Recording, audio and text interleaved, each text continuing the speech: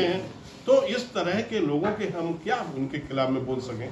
तो इसलिए मैं कभी भी ऐसे लोगों के खिलाफ में कुछ नहीं बोलता। मैं जानता हूं कि कुछ समय तक बोलेंगे फिर बंद हो जाएंगे।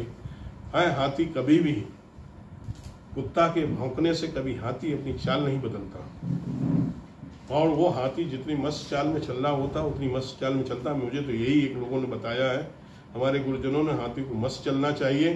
कुत्ता भौंकते हैं गली में, कूचे के भौंकने देना चाहिए।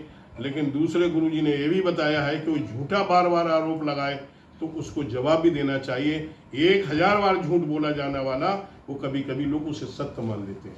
तो उसका ही आज मजबूरी में मुझे बोलना पड़ रहा है, और ये कहने के लिए कि जो लोग इस षड्यंत्र में शामिल हैं, पुलिस प्रशासन उन षड्यंत्रकारियों को गिरफ्तार करे। इसमें सरकार की छवि धूमिल हो रही है। मैं यदि दोषी हूं, मैं नहीं कहता हूं कि जिला प्रशासन मुझे बचाए, जिला प्रशासन निष्पक्ष कार्रवाई करे।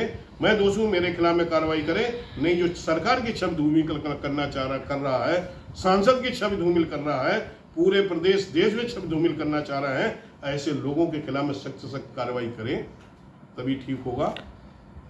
सर, सरकार अपनी माननीय सांसद आप और सपा नेता के दौरान से लेके कई पीछे नहीं, अब हमने तो बता दिया है। कोई मेडिकल चलाते हैं, अपना हॉस्पिटल चलाते हैं, सौरभ चौहान सरैया के हैं, कोई Saurabh Chauhan, new model hospital वो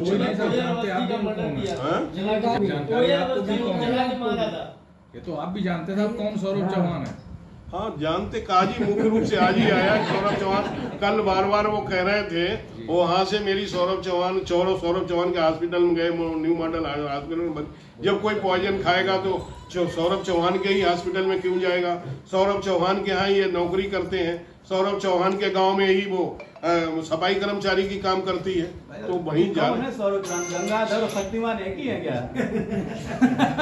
हम ज्यादा नहीं कहना चाहते, भगवान उन्हें सद्बुद्धि दे और राह पे चले। कल्याण यहीं से है, भाजपा से ही कल्याण है। समाजवादी पार्टी में उनका क्या स्थान था हमें नहीं मालूम है, और आगे क्या होगा कि उनके गांव में ही, सरैया में ही समाजवादी पार्टी के बहुत मजबूत लोग हैं।